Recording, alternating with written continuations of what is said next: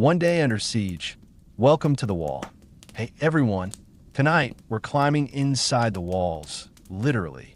No swords of destiny, no cloaked heroes, no feasts where roasted boars drip fat on silver platters while a lute plays in the background. This is the other side of the medieval fantasy. The one with lice, frostbite, dysentery, and moral compromise. The one where you wake up every morning wondering if your toes are still attached and if the meat in your bowl used to meow. So, before we sink into tonight's slow motion collapse, take a moment to like the video and subscribe if brutally honest, grimy, unromantic history is your thing. Drop a comment. Tell me where you're watching from and what modern luxury you'll cling to a little tighter after this. Running water? Bed sheets? Hope. Dim the lights. Put on a hoodie. Maybe chew a piece of stale bread for ambience. Because tonight, you are a peasant in a fortress under siege. The year? Somewhere between God has abandoned us and the rats are winning. The enemy's outside. Your food's inside. And both are rapidly going bad. Congratulations. You're not dead. Yet. But your blanket smells like someone else's armpit. And your pillow is a moldy burlap sack that used to hold onions. So it's a close race. You wake up slowly, like your body's trying to delay the inevitable. It's cold. Not fresh, wintry cold, but deep, crawling cold. The kind that settles in your bones and whispers, "You will never be warm again." Your bed is a pile of straw, so old it might qualify as an archaeological artifact. It crunches when you shift. It stinks of rot, dampness, and the faint tang of goat piss. Probably because a goat peed in it. More than once. Possibly last night. Possibly while you were in it. Your blanket, if we're being generous, is a sheet of felted wool that's absorbed so much sweat, grease, and grief that it now weighs twice what it should. It no longer bends. It folds like drywall. You've named it the pancake. It does not bring comfort, only texture. You're not alone. No one is alone anymore. Not since the siege began. There are two other bodies curled up near you. One snoring wetly, the other suspiciously still. One of them might be your cousin. The other might be dead. Nobody asks. Nobody moves. If they're dead, that's one less mouth to feed. If they're alive, they'll confirm it eventually. Probably by coughing. You're still wearing all your clothes. Of course you are. Everyone is. Taking them off isn't just dangerous. It's unthinkable. Clothes are insulation, protection, privacy, identity, armor. Your shirt is stiff with filth. Your trousers feel like they've developed a second skin. Your underclothes, what remains of them, are more philosophical than physical. Your boots haven't come off in 10 days. They squelch when you walk. One foot itches constantly. The other doesn't itch at all anymore, which somehow feels worse. There's a chamber pot in the corner. It's full. It's always full. There's no such thing as an empty chamber pot anymore. Only temporarily unspilled ones. Emptying it means going outside. Outside means being seen. Being seen means arrows. So it stays. Festering. Evolving. You sit up. Your back makes a sound like a breaking wheel. Your knees crack. Your neck pops. Your head throbs. You stretch. You regret stretching. You try to remember what it felt like to wake up without immediate pain. You can't. Someone sneezes loudly nearby. Someone else curses them for it. Someone else mumbles a prayer. And someone farts. It's not a conversation, but it is communication.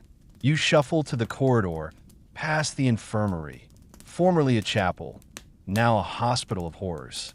The altar holds vinegar, bandages, and resignation.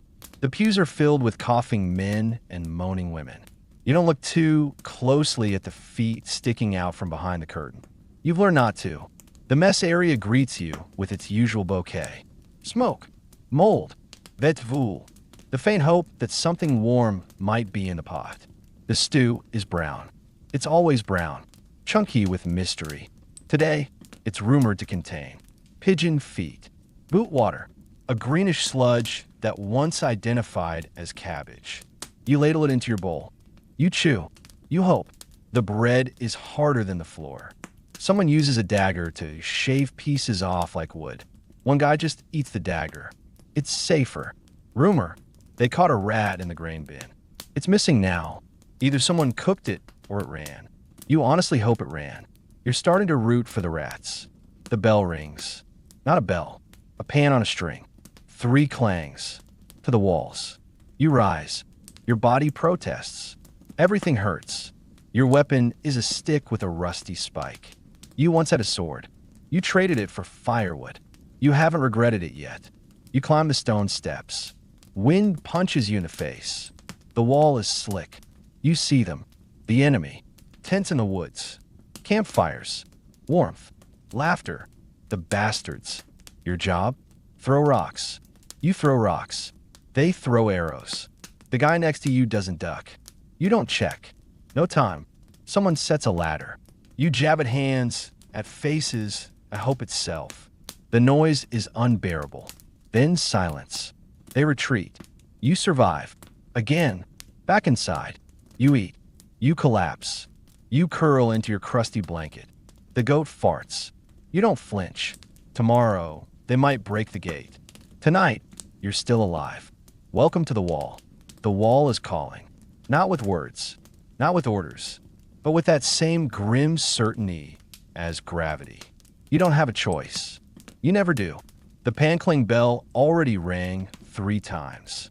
And when it rings 3 times, it means get your ass to the battlements or we'll drag your corpse there. You grab what counts as a weapon. A wooden shaft with a splintered metal tip and a handle that smells like every sweaty hand that's ever held it. It's sticky. You don't ask why. Your boots are stiff with frozen mud and blood that may or may not be yours. They crunch as you walk, audibly. You try to walk softer. You can't. Your knees don't bend all the way anymore. That's new. Down the hallway. Past the pitiful excuse for a latrine. Past the bucket of water with things floating in it.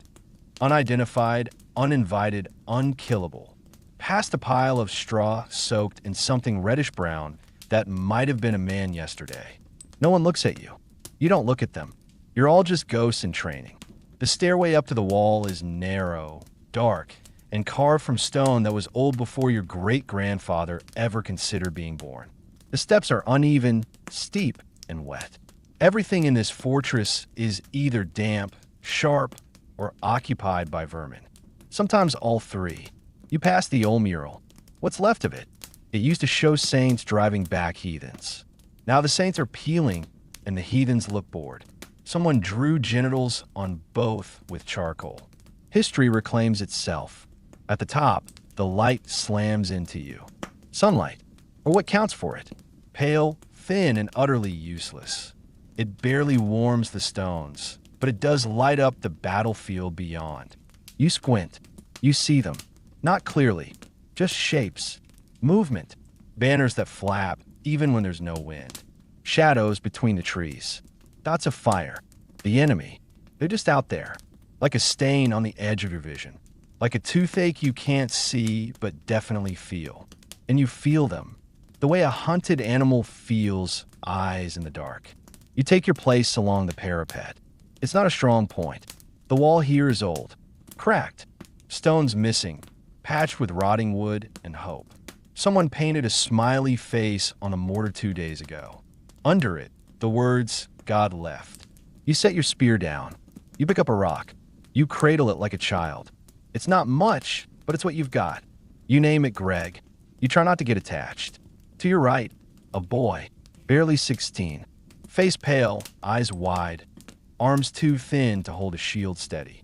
He breathes like a frightened rabbit. He smells like fear and wet leather. You want to tell him something comforting. You don't, because there's nothing to say. To your left, an old man, probably 50, though he looks like dried jerky wrapped in a helmet. He doesn't speak. He just chews something constantly. No one knows what it is. You assume it's roots. Or fingers. Hard to tell.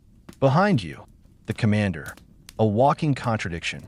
Polished breastplate, clean gloves. Fur collar, like he just stepped out of a painting. He barks orders like they matter. They don't. Everyone just does what they always do. Survive in whichever direction the arrows aren't currently flying. He shouts something about valor. The word bounces off your ears and disappears into the wind. You look over the wall again. There's movement, trees shaking, shadows gathering. Your breath quickens, not because you're afraid, though you are, but because your body knows something's coming. It always does. Your hands start shaking. You blame the cold, but it's not the cold. You know that. It's your nerves. It's your instincts telling you that today could be that day. The day the wall breaks. The day the gate falls. The day your name stops mattering. Then, a horn. Long, low. Distant, but unmistakable. The enemy is stirring. The horn fades. Then silence. Not peaceful silence. Pregnant silence. The kind that makes your stomach tighten, your jaw lock, your eyes scan every flicker of motion like they might be your last. Then movement. Dozens. No, hundreds. Dark shapes flooding out from the tree line like spilled ink across snow. Your breath catches. You brace yourself. The boy next to you whispers something. A prayer? A name? You don't ask. Then comes the noise. A rising storm of sound. Boots pounding. Shields clanging. War cries from throats already choked with dust and hate. Arrows fly. Not one or two. A swarm. The first time you saw it, you ducked. Now, you just lower your chin and hope today's not the day you get one in the neck. One hits the battlement behind you with a thunk. Another whistles past your ear like an angry wasp. The boy takes one in the shoulder. He shrieks, falls backward, drops his weapon. No one helps him. You can't. You're already ducking, already reaching for your second rock, Greg Jr., already hearing the ladders hit the wall with a sick wooden thump. Here they come. First hands over the parapet, then helmets, then faces. You jab your broken spear downward. Connect. Something screams. You don't look down to see what. A second face pops up too fast, too close. You swing blindly, catch it with the haft. Teeth clatter onto the stones beside you. You want to vomit. You don't. You're too empty to throw anything up. To your left, the old man is still chewing. He calmly lifts a rock and drops it on a helmet. It splits open like fruit. He spits and mutters something about damn kids. To your right, the boy is still on the ground. Whimpering now. You think he's trying to crawl. He won't make it. A scream erupts further down the line. Someone's being dragged off the edge. A body slams into the stone with a noise you'll hear again in your dreams. If you ever sleep again. You lash out. Again and again. Every muscle in your body burns, but you keep swinging, keep shoving, keep surviving. Then, a splintering sound. The wall trembles beneath your boots. You feel it before you see it. A section, just a few feet down, collapses. Stone and men fall together in a cloud of dust and screams. It's not a breach, not yet, but it's damn close. The commander yells for reinforcements. Nobody moves. There are none left. You grab a loose brick. You throw it. It hits nothing. You throw another. You miss again. Everything is noise and smoke and terror. And through it all, your hands keep moving. Your body keeps standing. Your brain checks out. That's the only way to survive this. It's not about courage. It's about muscle memory. Then, just as suddenly as it started, the horn again. One long, low note. Retreat. The enemy pulls back. You stand there, panting, trembling, soaked in sweat and blood that might be yours. You don't feel relief. Not really. Just emptiness. Like your soul walked off 15 minutes ago and hasn't returned. You look around. The boy's gone. The old man is still chewing.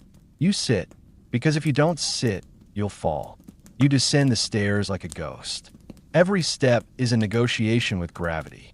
Your legs don't bend right. Your shoulders ache like you've been carrying boulders, and maybe you have. Memory's a blur now.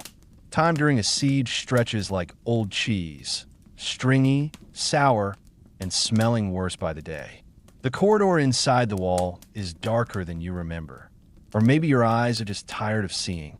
Everything's flickering torchlight and damp air, and that one wet footprint that never seems to dry. You pass a stretcher. There's something on it. You don't know who. You don't want to know. They're not moving. No one's crying. That says enough. You pass the well. Someone's drawing water. They hold a cloth over their face. Smart. The last well got poisoned. This one, still negotiable. You make it back to the common hall. The fire has gone out. Again, fuel is for boiling broth now. Not for warmth. Not for comfort. Not for hope. Someone offers you food. You decline. Not out of politeness. You just can't swallow.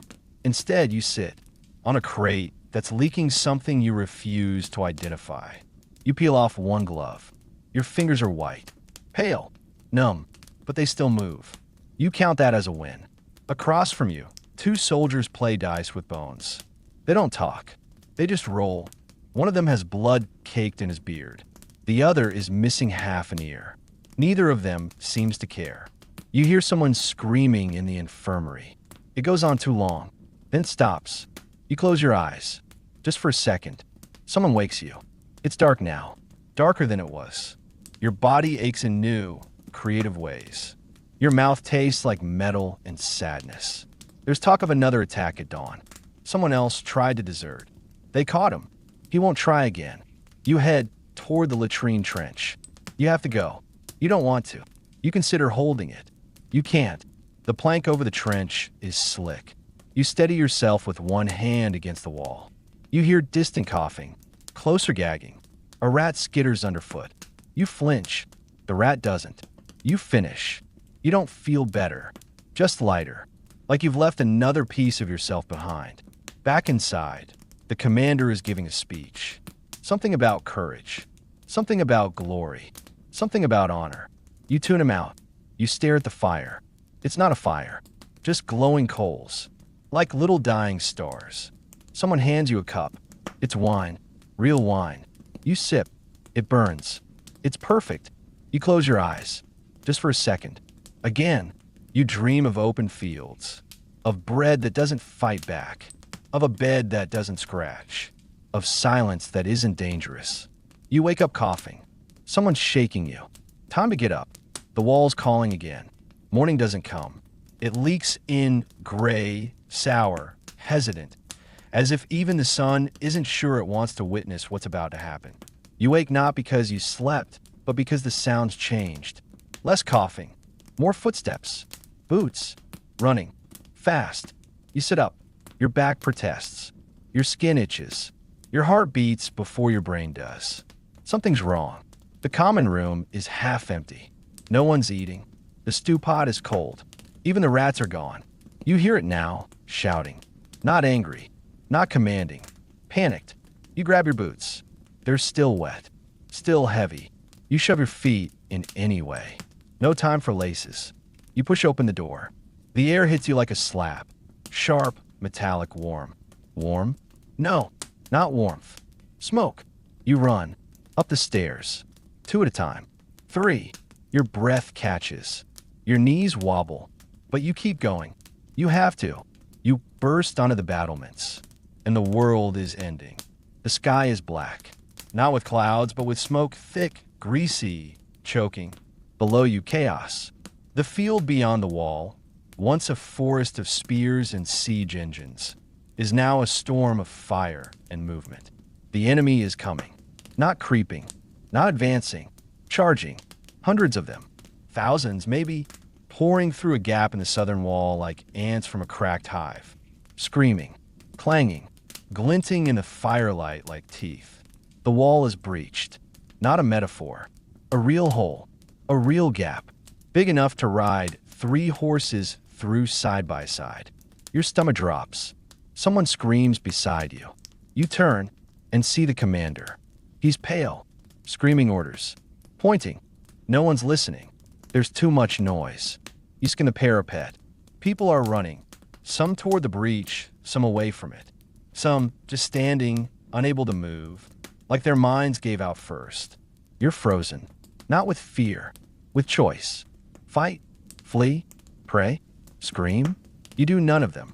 You grab a bow from the rack. You haven't used one in weeks. Your fingers tremble. You notch an arrow. Draw. Release. It doesn't hit anything. You're not even sure where it went. Doesn't matter. You draw another. The smoke stings your eyes. The wind pushes the reek of burning wood and flesh into your lungs. You cough. You retch. You draw another. A voice behind you, fall back. Fall back to the second gate. The second gate. Inside the keep. Your last line of defense. Someone grabs your arm. It's the old man. Still chewing. Still somehow alive. He says nothing. Just nods toward the stairs. You hesitate. Then, a crash. Stone. Wood. Screaming. They're inside. The enemy has breached the courtyard. The courtyard is a butcher's table. You're above it, on the inner parapet, watching the slaughter unfold like a nightmare you're not allowed to wake up from. Men and women in ragged armor, trying to form a line, trying to hold a shape, trying to be an army. But fear has a shape too. And today it's a wave of black steel, of screaming mouths, of flaming arrows and wet boots and dull blades that still kill just fine. You descend the stone steps 2 at a time, breathing like a broken bellows. Your feet slip. You almost fall. You curse gravity. You curse your legs. You curse God, then apologize just in case. At the bottom, chaos. A boy drags a wounded man toward the keep. The man's leg ends at the knee. There's no bandage. Only mud. Only red. You move to help. You shouldn't. You do. Together, you drag him toward the inner gate. The guards there, barely old enough to shave, wave you in, then slam the gate behind you with a crack that feels way too final. You're in the inner courtyard now. It's quieter here. Not peaceful, just muffled.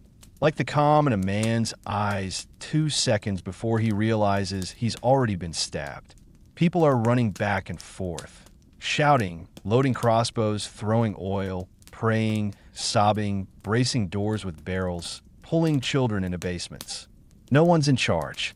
Everyone is in charge. You set the bleeding man down near a pile of sacks. You don't know if he's still alive. You can't check. There's no time. Another boom. The gate behind you shakes. They're here. Already? Already. You draw your dagger. Not because it'll help. Because you need to feel something cold and sharp in your hand. You press your back against a wall. You breathe. In. Out. Try not to taste the blood in the air. Across from you, a woman is tying a rope around the handles of a door. Another man is hammering boards into windows. Someone is vomiting in a corner. Someone else is whispering a lullaby to a baby that's already gone still. You close your eyes for a second. Just one. A crash. Not outside. Inside. The second gate didn't hold. It shattered like a bad promise. Screaming. So much screaming. They pour in. Through the smoke. Through the splinters. Through the dying light. You fight. Not well. Not bravely. Just desperately. You stab a man in the throat. Or maybe the armpit. You don't know. He drops. You drop with him. Someone grabs your hair. You slash upward. Hit something soft. Feel a part. Feel the spray. Don't think about it. Another enemy. Too fast. You're too slow. A blur tackles them. It's the old man. Still chewing. Still saving your life. Still not saying a damn word. You back into a doorway. Your legs are jelly. Your hands are slick. Someone yells for retreat. To where? There's nowhere left. You run anyway. You don't remember how you got here. You're in the keep now. The real one. Stone walls 3 feet thick. Iron doors.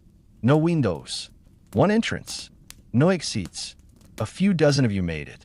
You, the old man, 2 archers with no arrows, a baker with blood on her apron, and a priest whose robe is burned on one side and soaked on the other. You're sitting against the wall. Your body isn't yours anymore. It's something heavy in what you have to carry. Your face is smeared with soot. Your hands are red.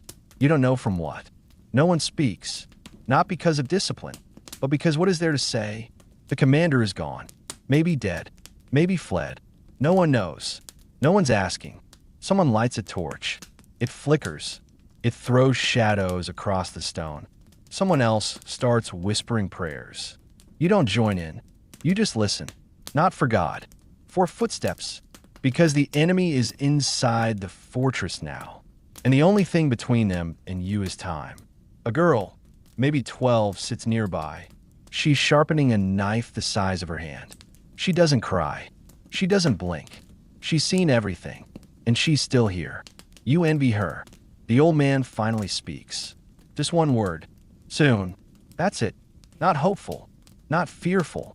Just confirmation. Soon. An hour passes. Or 10 minutes. Or a year. Then, a sound. Not a crash. Not a scream. Worse. Silence. Total. Unnatural. Then a knock. Just one. On the iron door. 3 times. Like a polite visitor. Everyone freezes. No one breathes. Then a voice. Soft. Female. Let us in. No one moves. Again. Let us in. You recognize the voice. It's your cousin. Dead 3 days. You buried him yourself. You grip your blade tighter. Someone starts crying. Someone else starts praying louder. The girl with the knife doesn't blink. The voice outside giggles. Then stops. Then comes the screaming. Outside. Far away. Then closer. Then nothing. You sit. You wait. You survive. Dawn. Real dawn. The smoke is thinner. The screaming has stopped. For now. You eat something. You think it's bread. It isn't. Someone opens the upper hatch. Looks out. Still out there. They whisper. You nod. Of course they are. You survive the breach. But you're not alive. Not really. Just not dead. Yet. And in siege life, that's still a win. You wake up to quiet. Not the good kind. Not bird song or gentle rain or the rustle of morning bread being sliced. This quiet is heavier. Like the air itself is waiting for something to scream again. You open your eyes. Stone ceiling. Black soot across the arch. You're still in a keep. Still alive. Barely. Again, your body doesn't stretch anymore. It unfolds painfully. Your spine cracks like old ice. Your joints protest. Your ribs ache from the simple act of breathing. You're not even sure what woke you. It wasn't noise. It wasn't hunger. It wasn't hope. It was the smell. Smoke. Piss. Blood. Rot. The 4 horsemen of medieval alarm clocks. You sit up. Your mouth tastes like wool and copper. Your tongue feels like it's been chewed on. Your lips are cracked. Your teeth feel loose. Someone in the corner is still asleep. Or maybe dead. Again, no one checks anymore. You stand. You stagger. You walk toward the door. Your boots crunch on something soft. You don't look down. The door is unbarred. No one even guarded it last night. Too tired. Too broken. Too late. You step out, and the world is gray. Not fog. Ash. Ash covers everything. The sky. The stones. The bodies. Your hands. There's no more snow. No more grass. No more distinction between ground and wall. Just layers of the same color. The fortress is silent. No holdens. No voices. No commands. Even the wind has stopped. You walk down the corridor. Someone burned the chapel. Someone else pissed on the ashes. A dog lies curled up near the fountain. It's breathing. Barely. You want to pet it. You don't. You might never stop. The southern courtyard is gone. Not just damaged. Erased. Char beams. Collapsed stone. What's left of the gate is a smear of iron slag and teeth. You count 3 skulls in the wreckage before you stop trying. 2 men are digging. With wooden planks. With hands. With spoons. Digging shallow graves in a frozen dirt that refuses to cooperate. They dig anyway. You nod to them. They don't nod back. You pass a corpse. Then another. Then a pile. Some are fresh. Some aren't. One is face down with arrows in his back. You recognize the boots. They used to be yours. You don't remember trading them. You keep walking. The smoke is thinner now. The fires have burned out. Everything smells like a feast that failed halfway through cooking. You reach the outer wall, or what's left of it. It's open now, gaping, like a mouth that finally screamed itself hoarse. Beyond it, silence. No banners, no enemy, just fields, black, dead, and empty. You sit on a broken wall that used to be part of the East Tower. Now it's a pile of rocks that creaks when the wind shifts, like it's thinking about collapsing just a little more. You choose something. You're not sure what. It used to be food.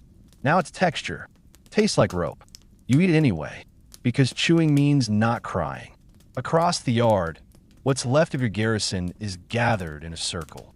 About 20 of you, maybe less. Some are wounded, some are bandaged, some are just staring at the wall like they're waiting for it to apologize. No one's talking much, not even the priest. The girl with the knife is there, still holding it, still not blinking. The old man is nearby, finally not chewing. He's asleep. You think. His eyes are closed. His hand is still on his axe. Someone suggests a roll call. No one moves. Then someone else starts listing names. First, last, then silence.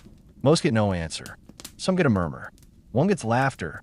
Not happy laughter, just the kind that replaces screaming when your throat's too tired. Then the commander's name is called. No one speaks. Then the girl says he ran. Silence. Then nods. No one disagrees. They start moving the bodies. They stack them, sort them, burn them, or try to. There's not much dry wood left. Smoke rises again, slow, greasy, bitter. You try not to look. You fail. You recognize one of the faces. Then another. One of them saved your life 2 days ago. Another stole your bread last week. Now, they're just firewood. You want to cry.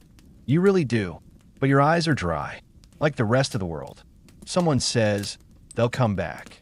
Not like a warning, like a fact. They always come back. Someone else says nothing, but starts sharpening a blade. The wind picks up, carries the ashes higher. It snows gray, covers you in memory. You brush it off. Pointless. It comes back. Always comes back.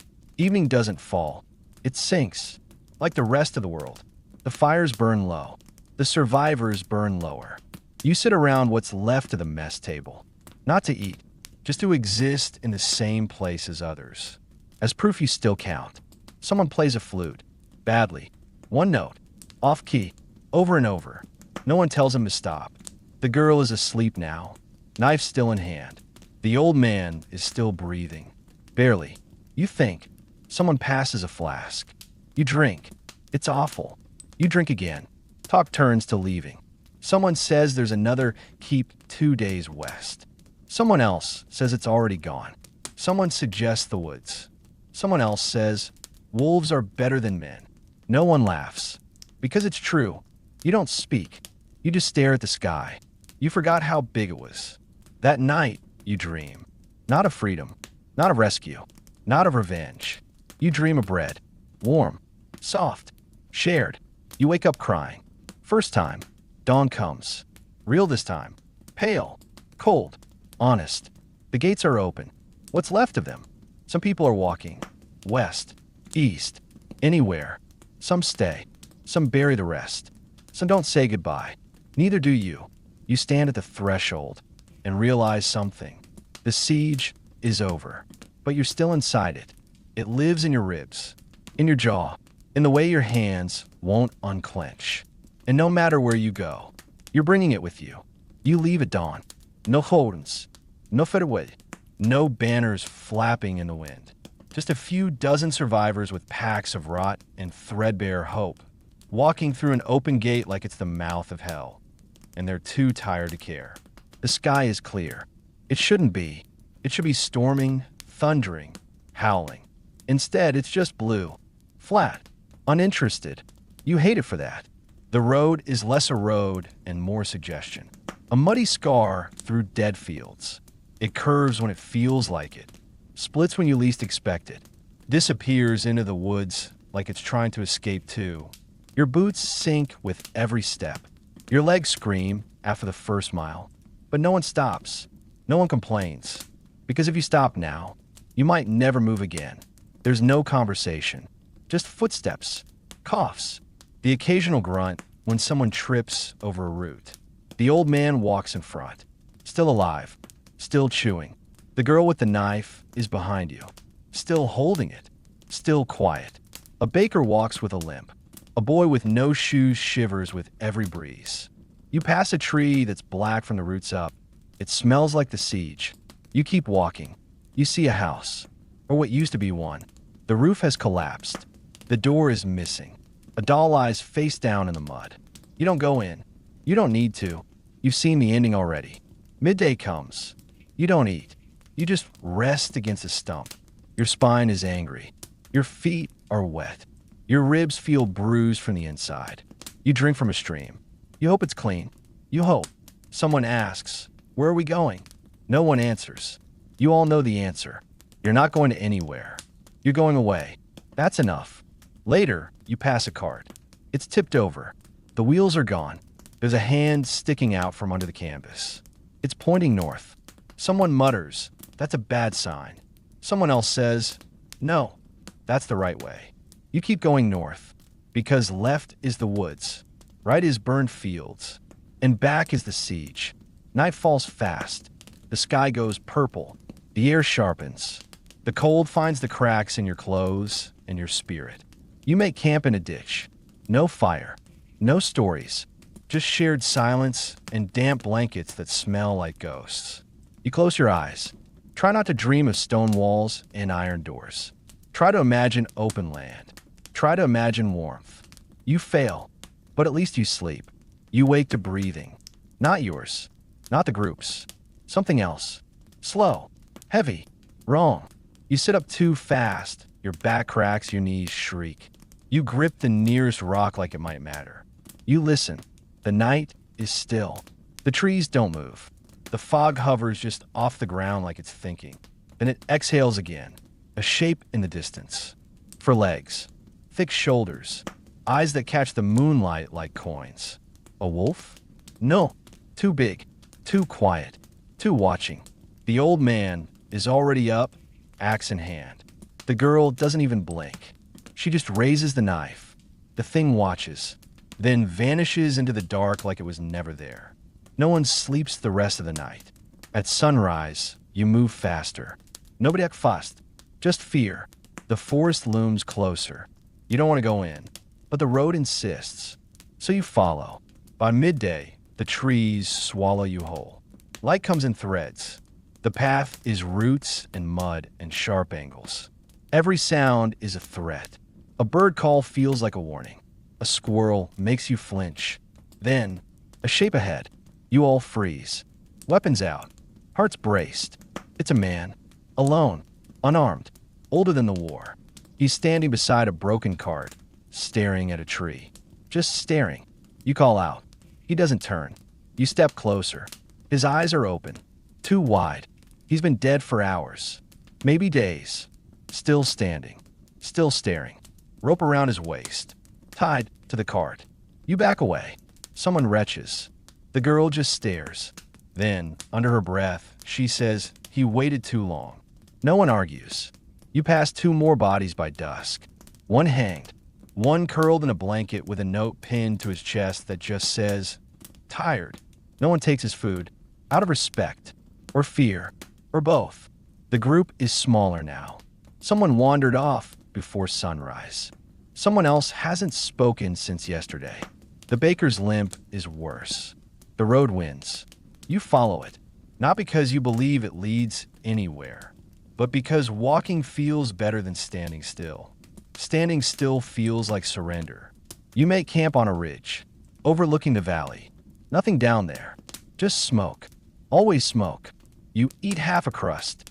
You sip water. You try not to hear the trees creak like they're whispering. The stars come out. Too many. Too clear. You remember what the sky looked like before the siege. You hate that you remember. You close your eyes. By the third day, the road feels personal. Like it's testing you. It tilts upward for no reason.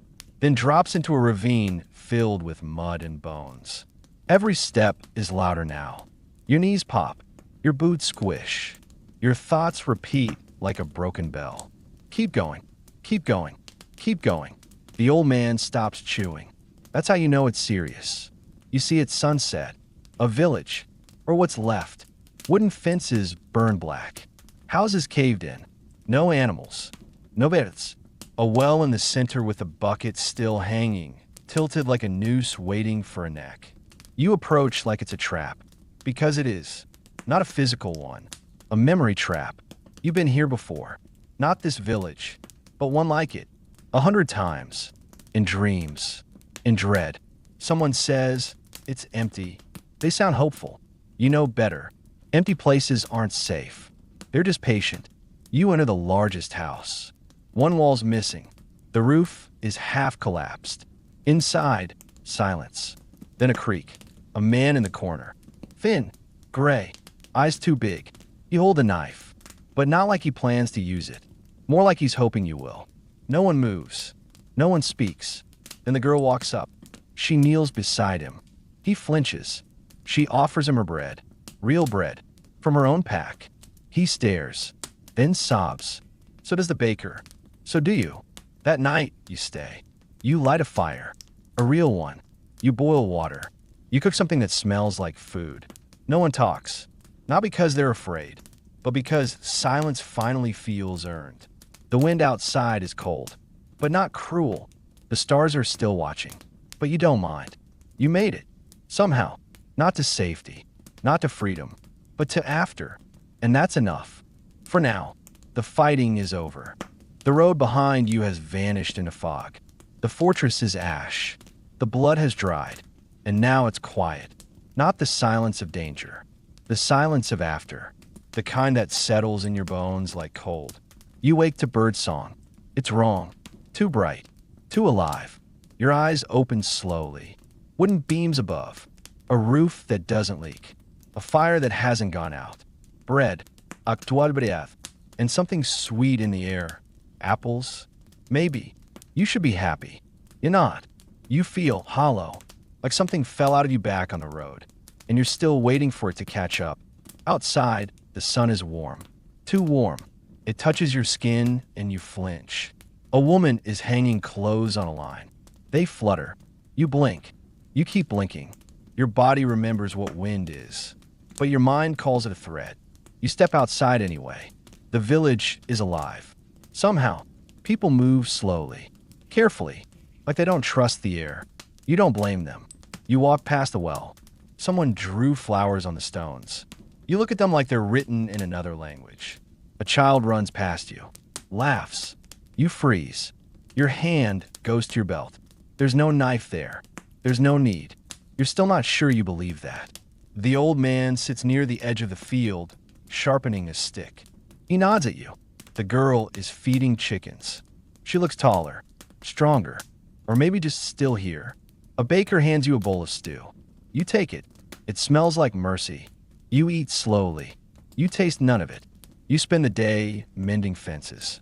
Not for war, for pigs. Your hands don't understand. They grip the wood like it's a weapon. They flinch every time the hammer hits. But the fence goes up. The pigs grunt. You breathe. You sit by the fire that night. No screams. No catapults. No knives in the dark. Just crackling wood. And something else. You're not sure what. Maybe stillness. You wake in the middle of the night. Sweating. Shaking. Eyes wide. No noise. That's what makes it worse. The silence doesn't feel peaceful. It feels like bait. You reach for your blade. It's not there. You panic. Then remember, you hung it on the wall. Like a relic. Like a lie. You step outside. The air is cool. Smells like soil. The moon is full. You count that as a threat for no reason at all. Your hands shake. You bury them in your pockets. You walk to the edge of the field. No walls here.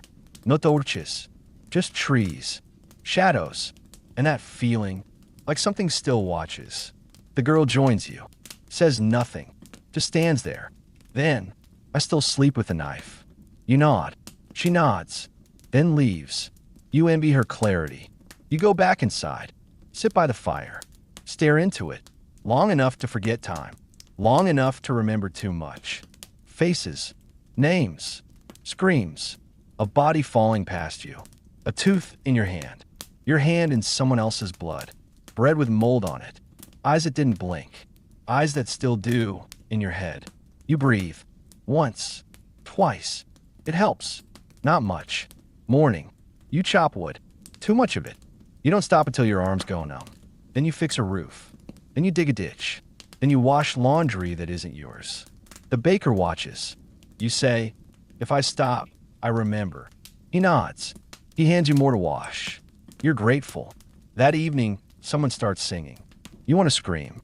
You want them to shut up. You want to listen forever. You walk outside instead. The stars are back. Too many. Too sharp. You count them like enemies. Then you lie in the grass. face up, hands open. You stay like that for a long time. Maybe hours, maybe years, until the sun comes again. Weeks pass, or maybe it's just one. Time has lost its teeth. Now it just gums at you. Soft, slow, relentless. You wake, you work, you eat, you stare. That's your rhythm now. The old man stops sharpening his stick. He plants it, builds a scarecrow around it, puts his old helmet on top. It's hideous, crooked, perfect. The crows don't care, but the people do.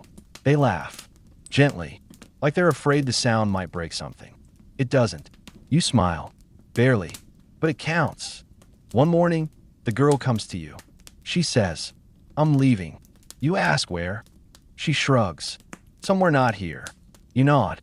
You get it. She hesitates, then hands you her knife. You stare. She says, "Don't need it anymore." But you might. Then she leaves. You never see her again.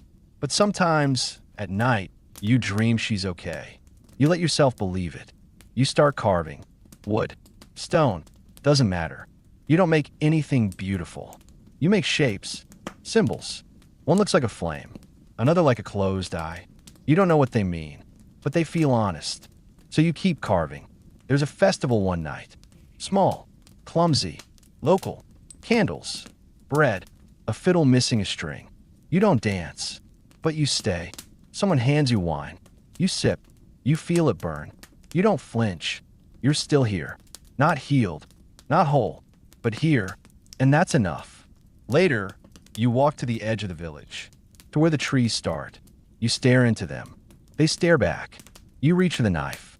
Then stop. You let your hand fall. You whisper, "Not today," and turn back toward the firelight. It starts with a sound. Small, quiet, familiar, but wrong. Not words, not music, just a whisper. Soft, dry, like breath over stone. You freeze mid-step. We're in one hand, a nail in the other. You listen. Nothing. Then again, that sound. You drop the nail. You don't hear it land. You spend the day pretending it didn't happen. Fix soruf. Stack firewood. Stir stew. Everyone talks. You nod, but your ears are waiting. Nothing comes. You go to sleep, gripping the knife the girl left you. And the dreams start. Not of blood, not of fire. Worse, of calm. You're walking down a road that never bends. The trees don't move. The sky is empty. The wind is still. And behind you, something follows. No footsteps, just presence. You wake and sweat. You listen. Nothing. You sleep again. You hear it again. Days pass. The whisper doesn't stop. Sometimes it says your name. Sometimes it doesn't say anything at all. Just waits. You hear it while chopping wood, while feeding pigs, while blinking, once while laughing. It ruins that. You ask the old man, "You hear anything?" He chews, swallows, shakes his head. You believe him. You wish you didn't. You walk to the edge of the woods. No footsteps, no wind. The shadows lean closer than they should. You stare. You don't blink. You whisper, "What do you want?" Nothing answers. You go back, but the feeling follows. The voice doesn't speak in words. It speaks in pulls. Little tugs behind your ribs. A weight behind the eyes. A gravity under your skin. It says, "This way." Not loud, but constant. You walk farther each morning. Chores done. Bread shared. Then your boots turn toward the trees. Not deep. Not brave. Just far enough to see where the light ends. You stand there. Every time. Then leave. Every time. But each day, you stay longer. You stop sleeping well. The dreams come faster now. Not roads. Corridors. Dark. Stone. Vet.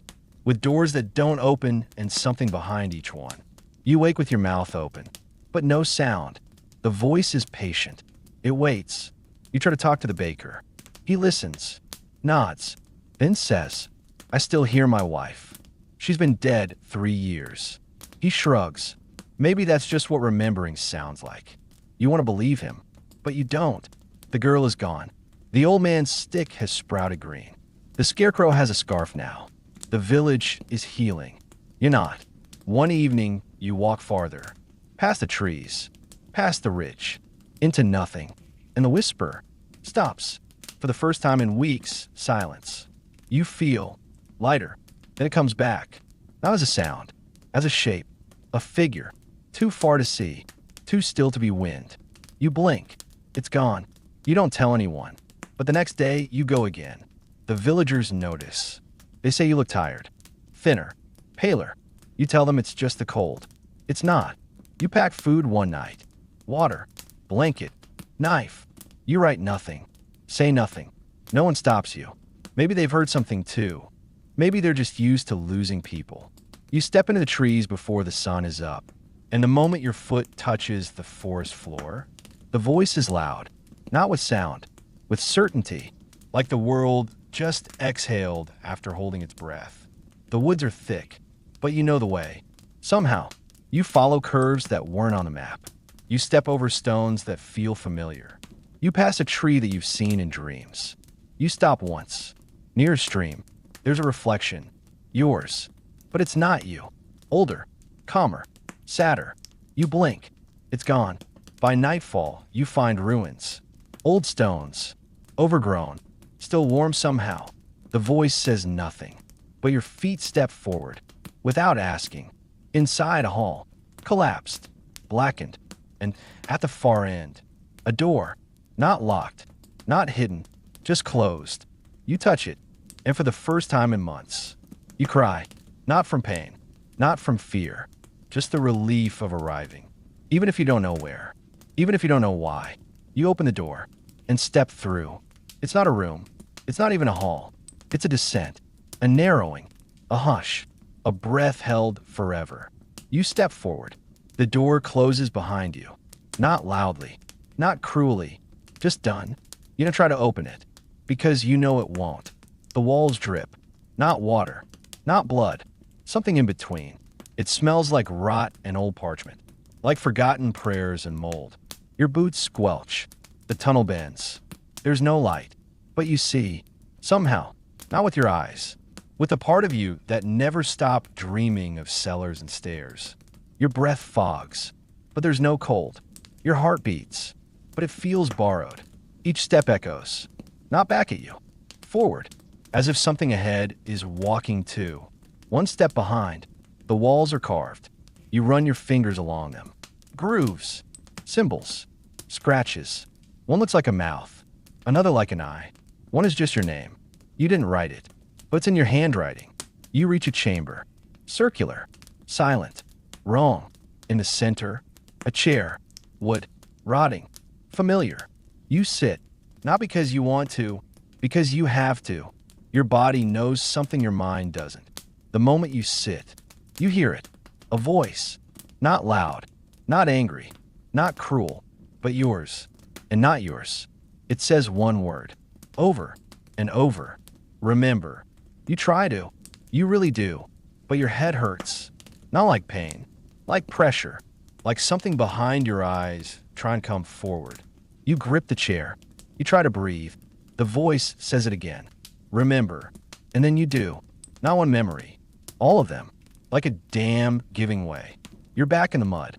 Back behind the wall. Back with the rats. The rot. The broken bough. The scream that didn't end. You smell hair burning. You hear boots on stone. You taste metal in your mouth and don't know whose blood it was. You see the boy. The one who begged. The one you didn't help. Because you couldn't. Because you didn't want to. You told yourself he was already dead. You were right. But you still lied. Your nails dig into the chair. You want to stand. You want to run. You want to scream. But your legs are heavy. Not with weight. With memory. And the voice says it again. Remember. You remember the girl. The one who gave your knife. You remember how light it felt. You remember what she looked like when she left. Like she already knew something you didn't. Maybe she did. Maybe that's why she's gone. And you're here. The walls pulse. Not with light. With sound. Low. Steady. Like a heartbeat under stone. You stand. The chair creaks. It doesn't protest. It knew you'd leave. You walk deeper. There are no torches. No markings. Just space. And the sound. And the feeling that something is waiting. Not to harm you. To finish you. You reach the end. It's not marked. There's no door, no altar, no voice, just a space, perfectly round, perfectly still, and in the center, a mirror, not clean, not framed, just a slab of something reflective, stuck into the stone like a wound that never closed. You walk to it. Your boots make no sound. You stop. You look, and it's you. But not now. Not the way you look after war and rot in silence. Not the way you've hidden behind mud and blood and forgetting. It's you before the walls fell, before the cold, before the voice. It's the you that still had questions, still had hands that built, still believed someone might come to help. You stare, and the mirror version doesn't blink, because it doesn't need to. Then it speaks, but not aloud. It's not a sound. It's a knowing, a message slipped directly behind your ribs. It says, I died, so you could survive. You fall to your knees, not for shock, not from pain, from relief. You don't cry. You don't beg. You just sit, and for the first time in too long, you feel quiet, without guilt. You leave the mirror. You don't look back. You don't need to, because you finally know what the voice was. It was you, the part that never got buried under ash, the one that kept walking, even when everything else stopped. You emerge from the dark just before dawn. The air is cold.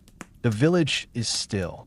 You walk through the streets like a ghost, but not lost, just empty in a new way. Clean. The girl's knife is still at your side, but you don't hold it like before. You don't need to anymore. You don't return to the keep, not because it's gone, but because you are. And somewhere, under earth and memory, the stone stays warm. The chair still waits. And the voice? It's quiet now, because it's listening. You survived another day. Barely. Your hands are bleeding. Your mouth tastes like rat. You haven't slept in real silence since the siege began. But here's the thing about misery. It's not always loud. Sometimes it's quiet, patient, wearing silk. And while you sit in the mud, chewing bark and memories, let's take a break from walls and arrows and look at a different kind of war. The one fought with silence, poetry, and executions. The kind only a woman could win in a world built to break her. Her name was Wu. She started as a concubine. She ended as emperor. Before we dive in, hit like, subscribe if you're into history that stabs back, and drop a comment.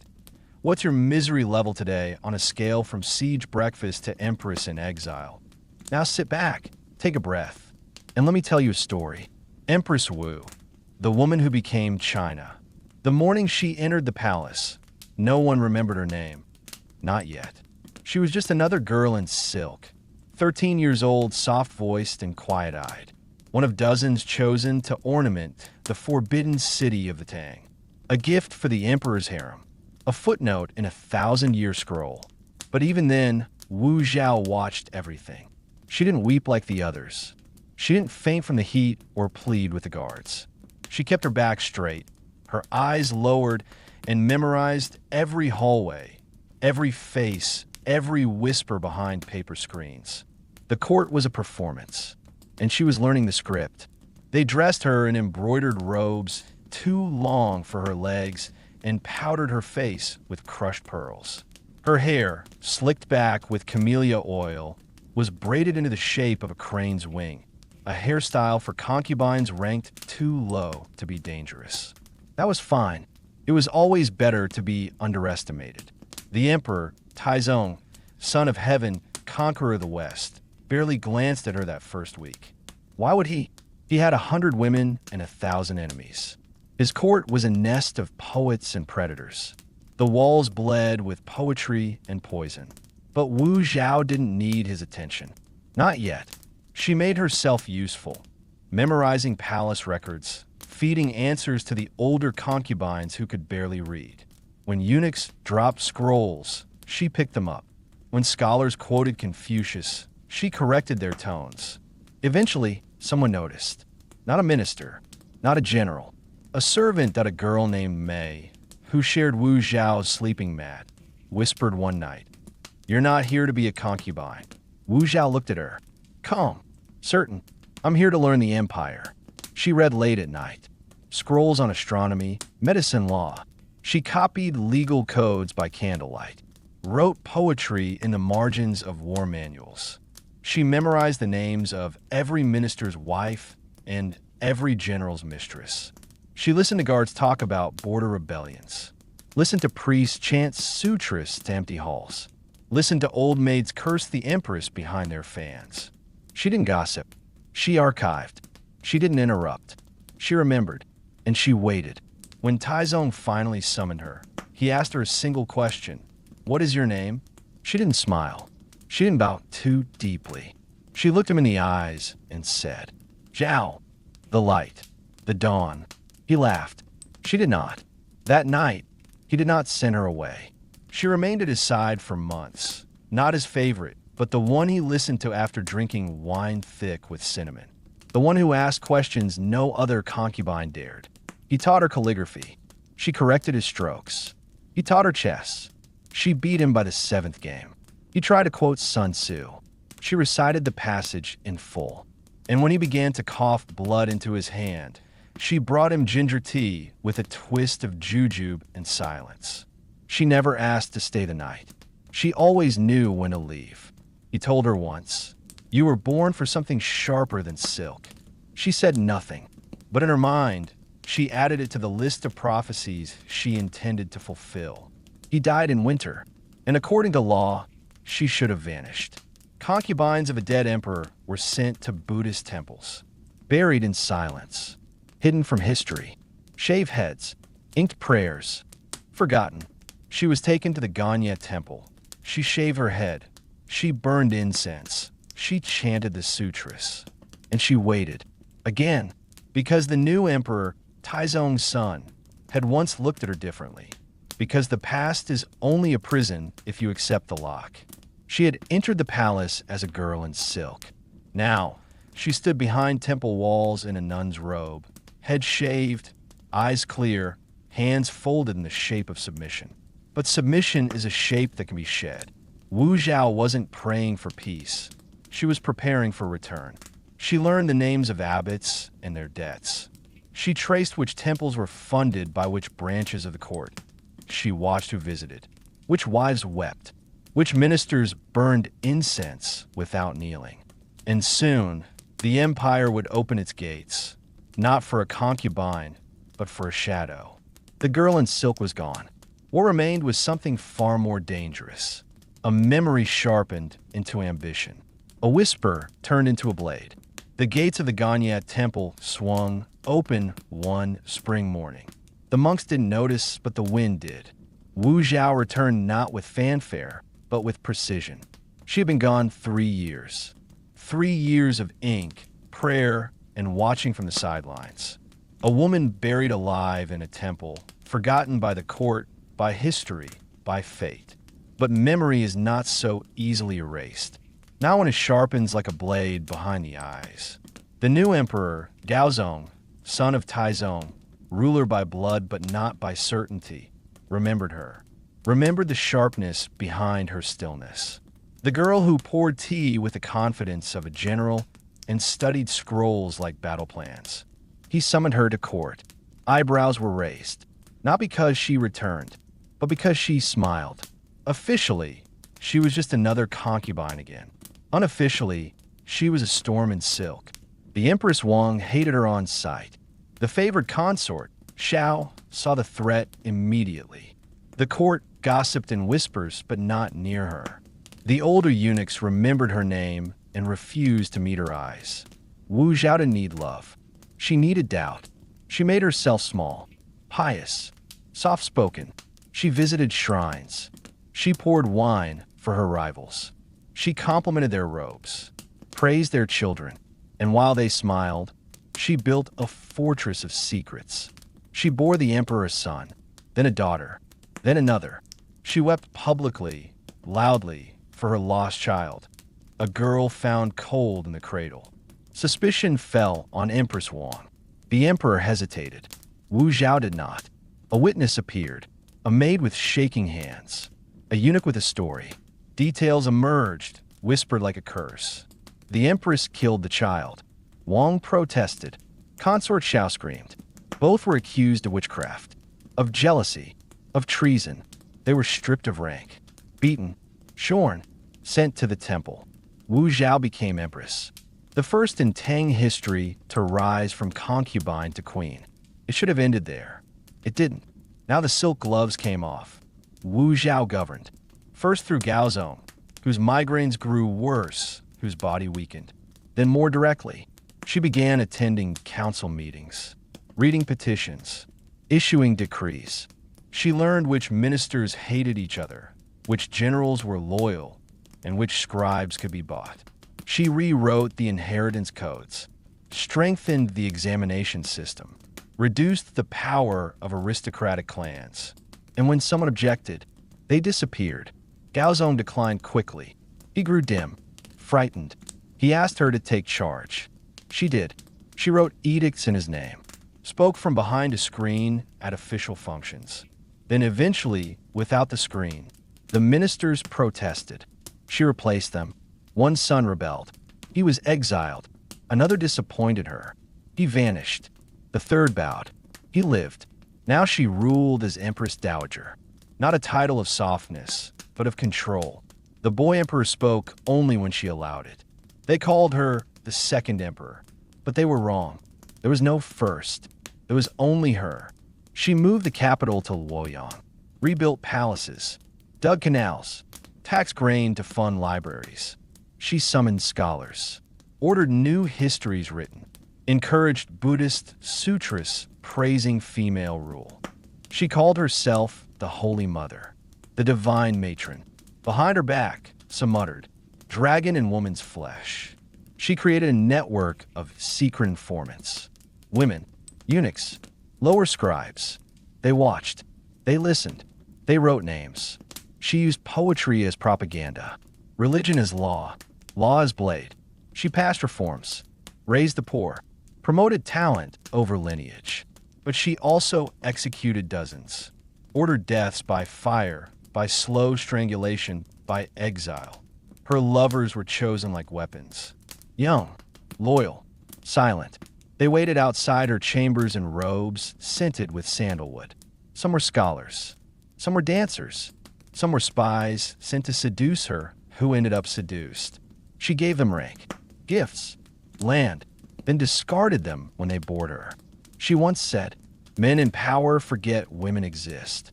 A woman in power remembers everything." She reshaped the empire with ink, blood, and memory. One winter morning, she walked alone through the imperial garden, snow falling silently, her robe dragging across stone. A boy servant bowed too slowly. She did not stop. By the time she reached the gate, he was gone. The message was clear. Wu Zhao was no longer ruling behind a veil. She was the veil, the gate, the hand that opened it, and the blade that shut it. When Gaozong finally died, the court expected her to retreat, to mourn, to fade. She mourned, publicly, then named herself ruler. Not empress, emperor, not consort, not mother, not queen, Wu Zetian. She became not just the shadow behind the throne. She became the throne. By the time she named herself emperor, she had already ruled for years. But names matter, symbols matter, and now, with a single word, she rewrote reality. Huangdi, not empress, not consort, not dowager, emperor. The court stood frozen as the decree was read. The scribes hesitated. The eunuchs bowed deeper. The ministers swallowed their protests with forced smiles. This had never been done. Not by a woman. Not in this world. Wu Zetian smiled as the silence stretched. It wasn't surprise she wanted. It was submission. She declared a new dynasty. The Zhou, the Tang, built by her father-in-law and husband, was severed with ink and will. Calendars were reset. Histories rewritten. The imperial seal recarved. One empire died. Another was born. In the space between two brushstrokes. And still they tested her. Old nobles whispered that she would bring ruin. Foreign dignitaries sent clipped letters of condolence, not congratulations. A monk in Chang'an publicly declared a blasphemy. She listened and remembered. The monk was found days later. His tongue had been removed. A warning written in cinnabar above his shrine. The dragon does not roar twice. She surrounded herself with talent, not lineage, raised orphan girls to positions of rank, promoted clerks who wrote well, not those born well. The Confucian elite hissed. She answered with results. Crops flourished, trade expanded, pirates were hunted down to their last sail. The Yellow River flooded. She sent engineers, built new dikes, relocated entire villages. She didn't give speeches. She gave orders. Palaces changed, no longer cold stone and distant ritual. She filled them with art, poetry, tapestries from Persia. She brought musicians from Korea, sculptors from India, alchemists from the south. In the audience hall, beneath a massive silk banner embroidered with a Big Dipper, she held court. Ministers knelt on cushions instead of tile. Tea was poured before business. Yet when she spoke, they trembled, because behind the gentle surface was an edge no one could dull. She remembered everything. Every insult, every hesitation, every name spoken too softly in rebellion. The secret police grew. Uniform, reported to no one but her. They listened in temples, in taverns, in bedrooms. And when rebellion stirred, even in thought, it ended before it began. One governor wrote a letter doubting her claim to the mandate of heaven. His city woke up burning. And yet, Wu Zetian ruled not through terror alone. She ruled through vision. She opened schools for girls, funded orphanages, gave pensions to widows of fallen soldiers. She commissioned maps, standardized weights and measures, held debates between Taoists, Buddhists, and Confucians. She welcomed dissent, as long as it bowed first. At 65, she remained unmatched, sharp, commanding, still walking palace corridors while others begged for sleep. Her chambers were filled with books, incense, and the scent of sandalwood. Every morning, she rose before the sun, reviewed petitions with a cup of chrysanthemum tea, listened to astronomers explain omens. She did not fear signs from heaven. She expected them. Then came the Zhang brothers. Young, handsome, educated in poetry and swordplay. She made one commander of the guard, the other head of her secretarial bureau. They attended her not just in court, but in bed. The palace buzzed with scandal. The ministers plotted. She laughed. "Let them judge," she said. "They judged me when I poured tea. Now, they may judge me from their knees. But even gods tire." Her bones ached. Her hair grayed beneath golden combs. The long days grew longer. The enemies grew bolder. One son returned from exile. Another visited more frequently. A cousin in the north spoke too boldly of restoration. She summoned him. He fell ill, died within a week. Accident or message. As her body aged, her myth solidified. Priests wrote scrolls declaring her a reincarnation of Maitreya, the future Buddha. Artists painted her with phoenix wings and tiger eyes. Children in the provinces learned her name before the names of their kings. Wu Zetian had not just seized power.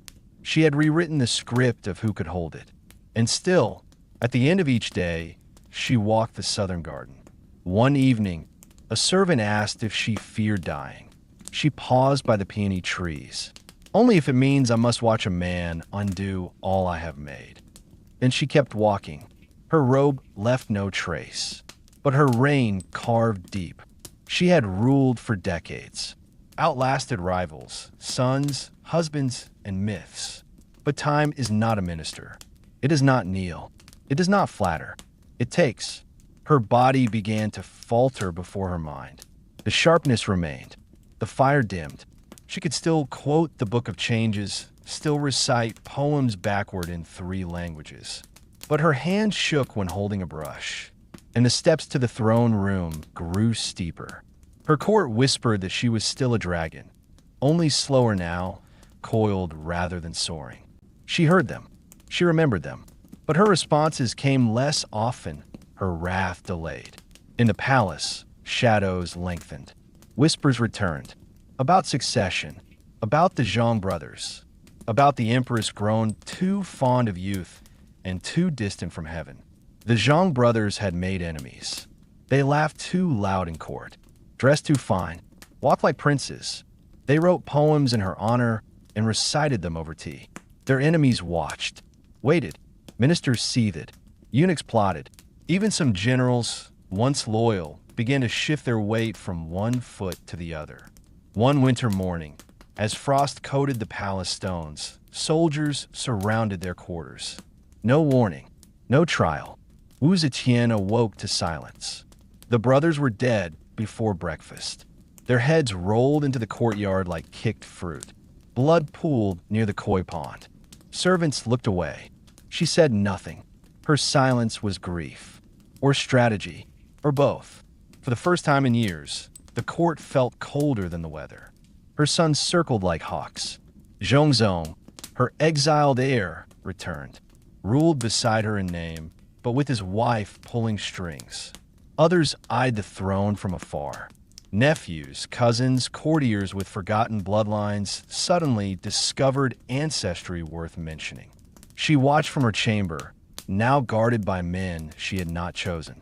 The edicts still bore her seal, but fewer, shorter, more poetic than practical. Once, she would have summoned the ministers at dawn, interrogated them until dusk. Now, she listened behind screens, let others speak, judged without words.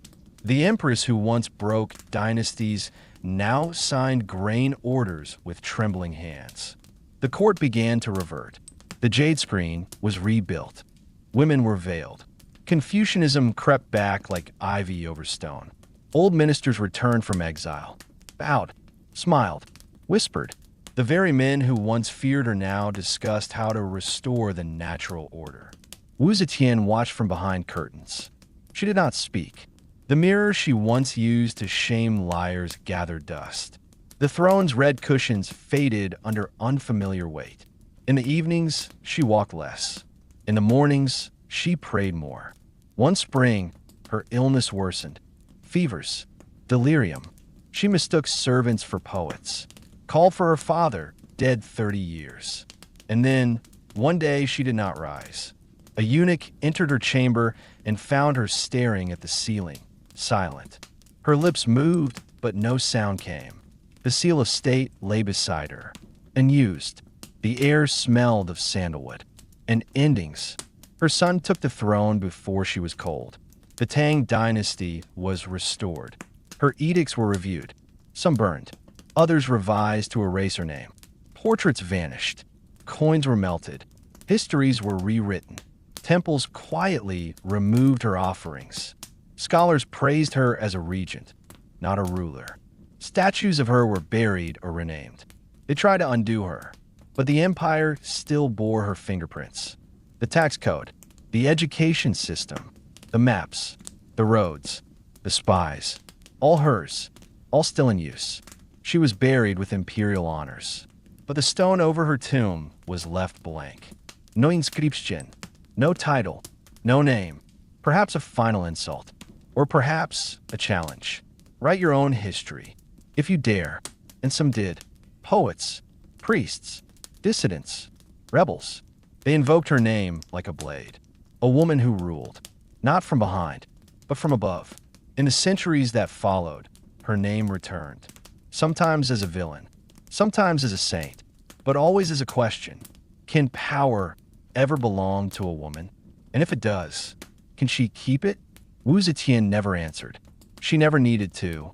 Her silence is louder than any emperor's decree. It echoes still. Long after her bones turned to dust, the echo remained. In the hills near Luoyang, peasants still pointed toward the mountains and whispered about a queen who spoke to the moon. In the old capital, a few stone lions still bore the weathered mark of her dynasty. Even when her name was forbidden, it was remembered. A farmer might tell his daughter of a woman who fed the hungry in winter. A merchant might leave a coin on an altar for luck, not knowing the face once stamped upon it was hers. A scribe might copy an old poem, unaware the verses were written under her reign. A mother might whisper her name in the dark to a child who couldn't sleep, not as a warning, but as a promise. History tried to bury her, but she had planted herself too deep. Monks wrote stories in coded ink. They told of a woman born from fire, crowned by the stars, and carried by a phoenix. Her palace was a forest. Her voice, thunder. Her tears, rain. She judged the gods.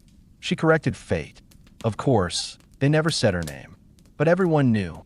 And sometimes, during festival nights, when lanterns floated down rivers like stars set adrift, someone would whisper her tale to strangers. No scroll, no title, just the story passed mouth to mouth like a spark refusing to die. In secret halls, girls read her story by candlelight. Taught to be quiet, they read of her voice. Taught to serve, they read of her rule. Taught to shrink, they read of her rising.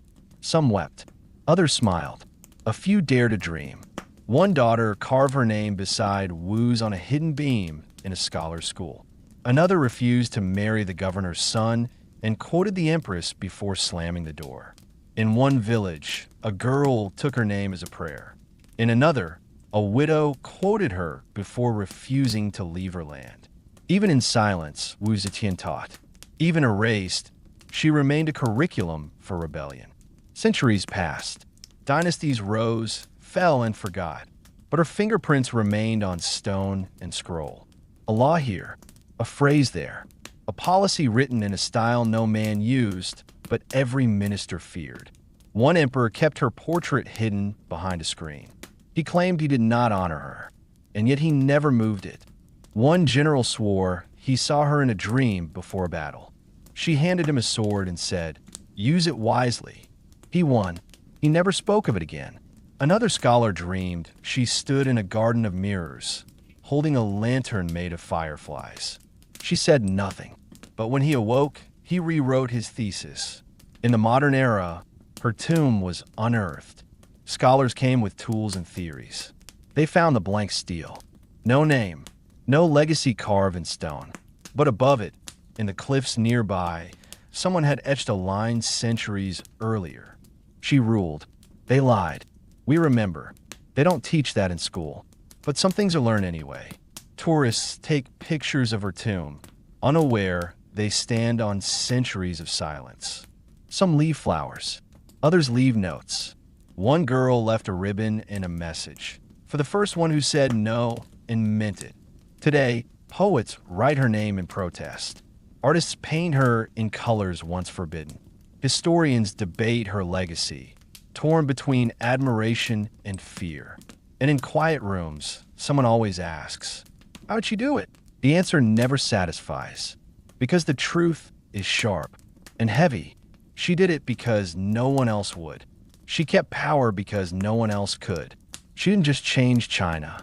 She redefined the rules of what was possible. Wu Zetian is not a fairy tale. She is a reckoning.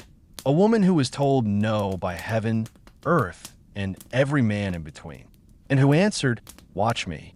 The echo of her answer still lingers. In every debate about power, in every challenge to tradition, in every girl who refuses to wait her turn. You can silence a woman. You can exile her, erase her, but you cannot unwrite what she built. Not with fire, not with fear, not even with time. She ruled. They lied. We remember. The woman with the ivory mask. Hey everyone, tonight we're going underground. Not into bunkers or basements, deeper.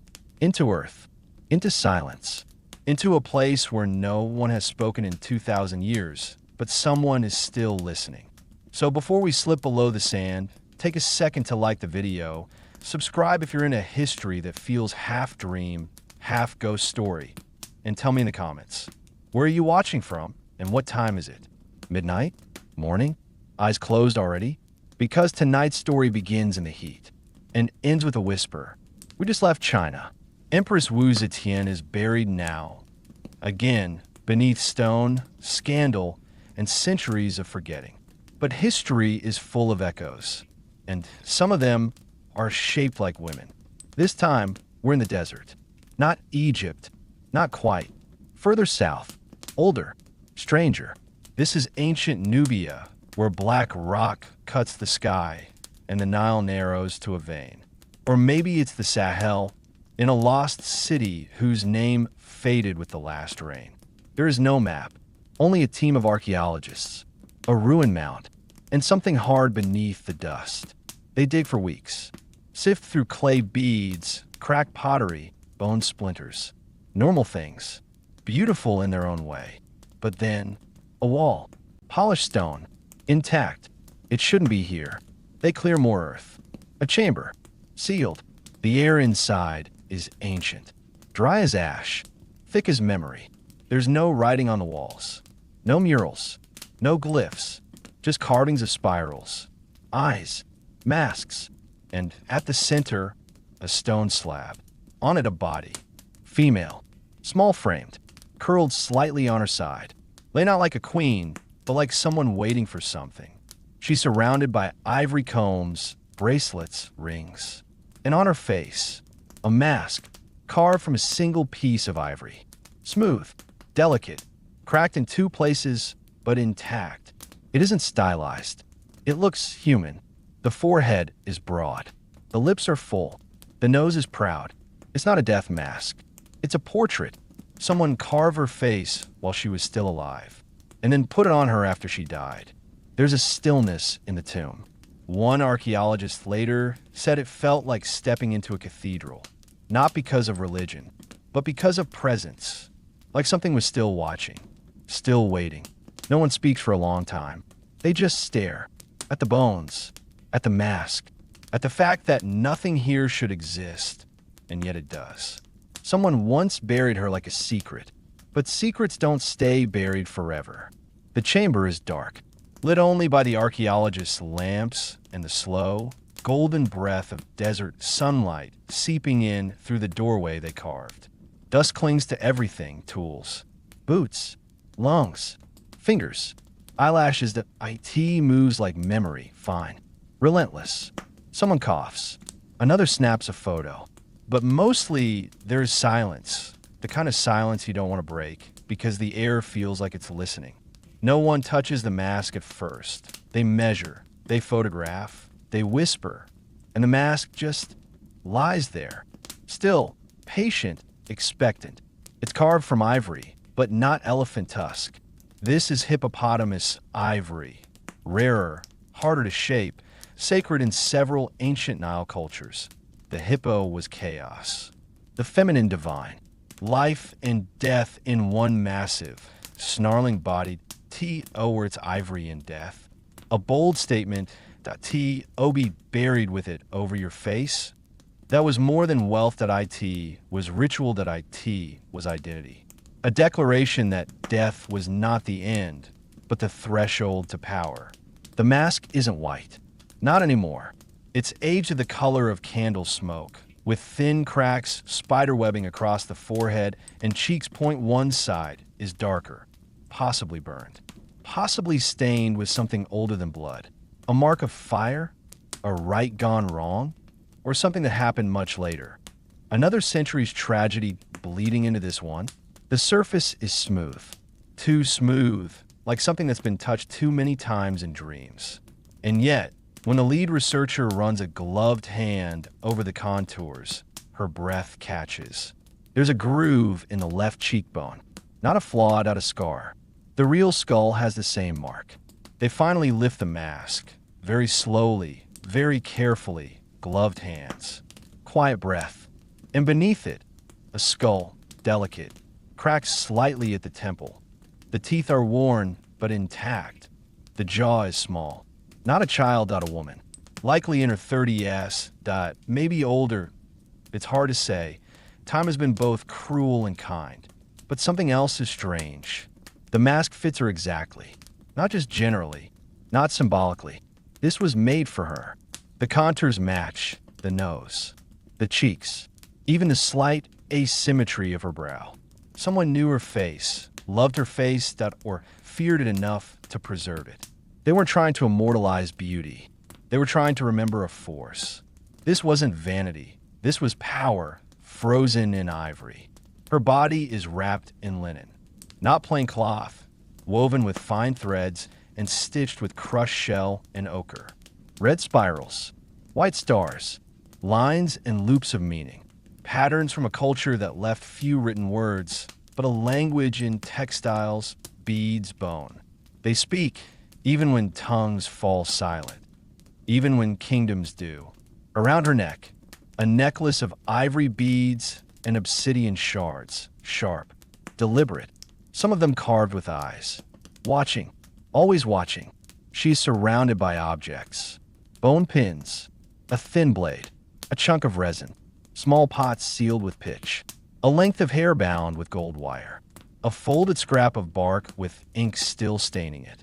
Inside the jars, fragments of dried flowers, crushed fruit, ash, perhaps perfume, perhaps medicine, perhaps a memory ground into powder. Another holds something stranger, a smooth piece of clay imprinted with a crescent moon, and under it, teeth. Symbol? Curse? Blessing? Nobody knows. But the scent is still sharp, bitter, like something meant to ward off spirits or welcome them. One jar contains a scrap of parchment, faded, barely legible, not enough to translate. But one symbol is clear, a crescent moon with teeth. The same image appears on her necklace, on the inside of her mask, on the hilt of the blade, and, though fainter, carved into the lintel above her tomb. It meant something, but no one alive remembers what. Not yet. The team starts to theorize. Was she a priestess? A queen? A rebel? A sorceress? Why the mask? Why the secrecy? And why here, in a place so remote, so harsh, so absolutely forgotten? One researcher suggests she belonged to a matriarchal tribe, a people ruled by women, their stories erased when kingdoms fell and empires swallowed the land. Another thinks she was executed, buried in secret by followers. The mask, a safeguard, a promise, a prayer. A third says nothing at all, just stares. But they all agree on one thing. This woman was important. Too important to name. Too dangerous to leave unmarked. Too sacred to forget. So they masked her, not to hide her, but to make her unforgettable. A face that time would never own. A warning to the centuries. She is not gone. She is only waiting. They catalog everything. Pack the mask. Ship samples. Prepare for lab testing. But that night, the head researcher dreams of a woman in white linen standing in the tomb's doorway. She doesn't speak. She just watches. And in the dream, her mask is whole. And she's not alone. Behind her, shadows. Figures without faces. All wearing ivory. And every one of them looking right at her. The excavation site was silent again. But it wasn't the silence of rest or reverence. It was the silence of breath held, of air waiting, of something just about to begin. 3 weeks had passed since the mask was lifted. In that time, the lab tests returned with results that answered no questions and raised dozens more. The ivory? Confirmed as hippopotamus. The linen threads? Dyed with crushed insects found only in highland valleys. The ink? A mix of charcoal and bile. And the woman? Still nameless.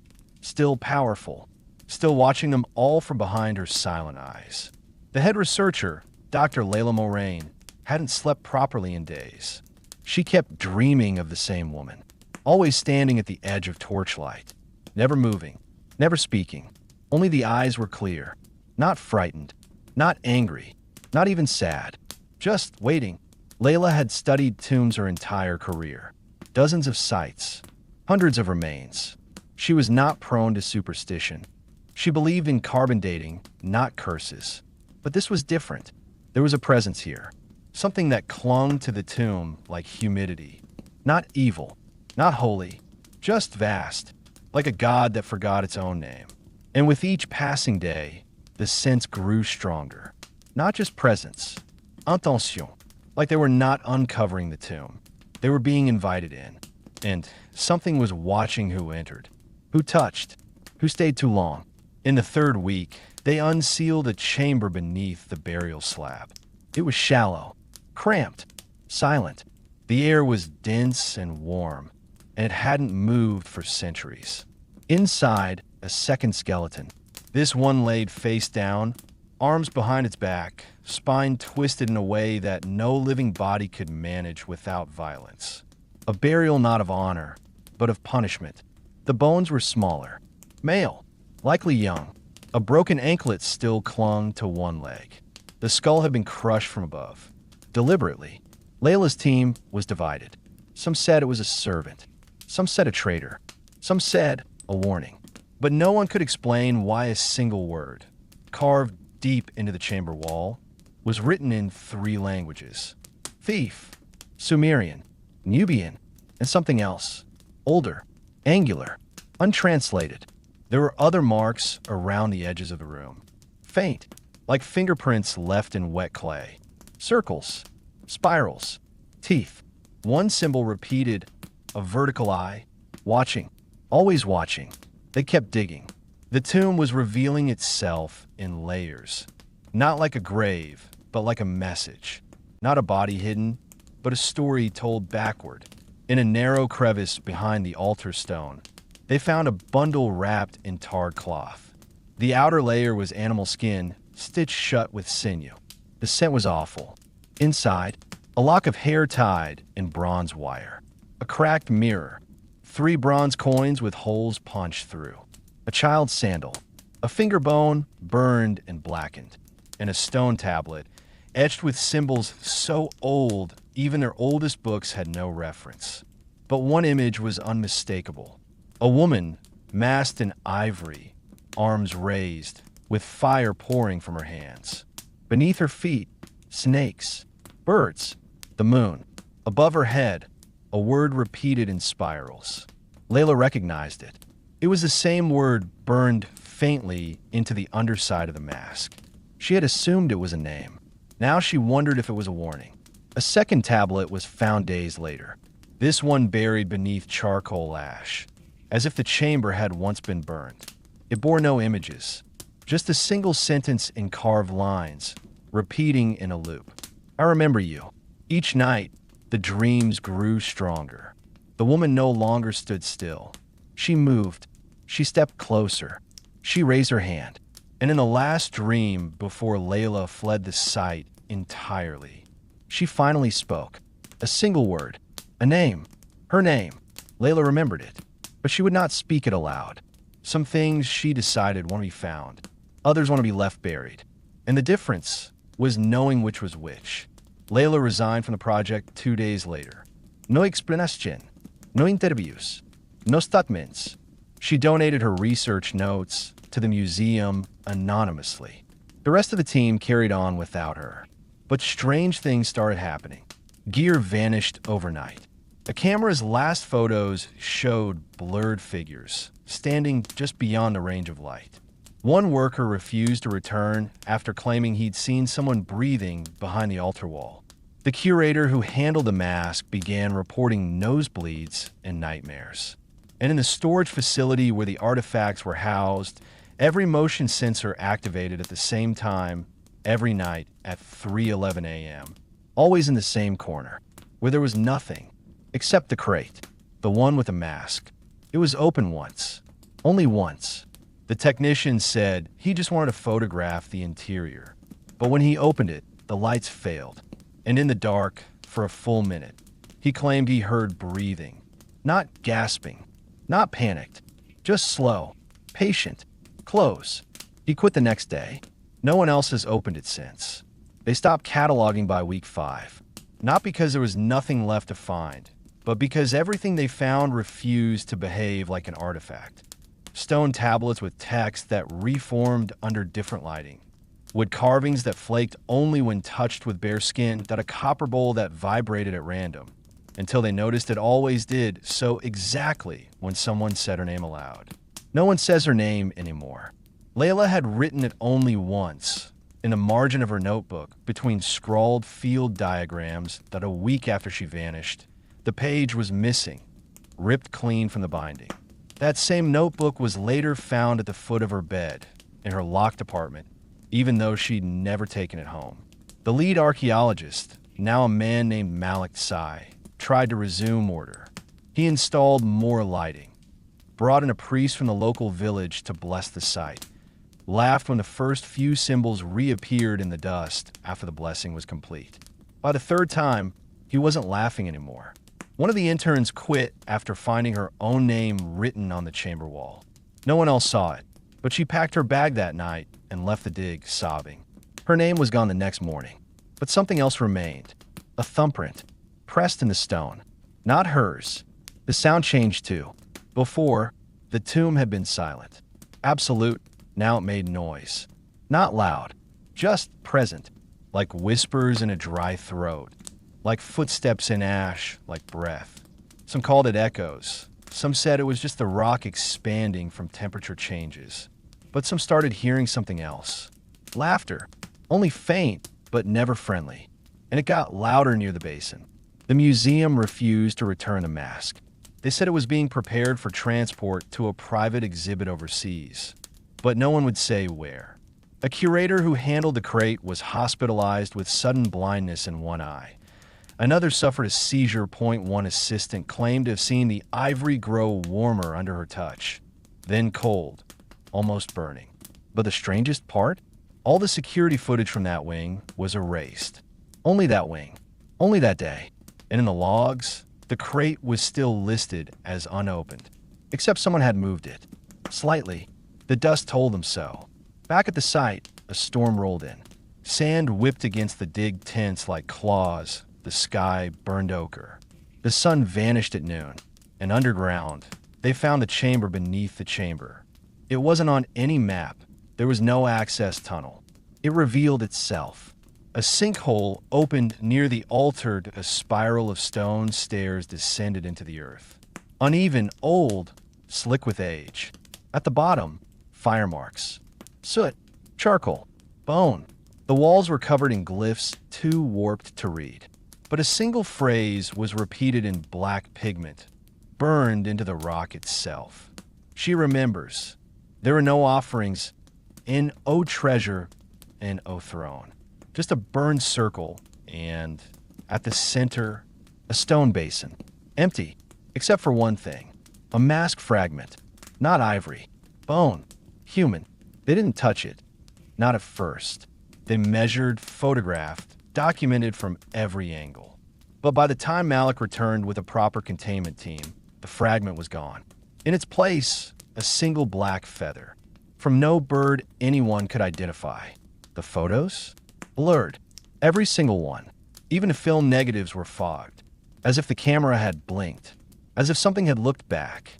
The weather didn't lift for 4 more days. They were trapped at camp, tents shaking, comms failing, radios reduced to static and distant voices that no one wanted to translate.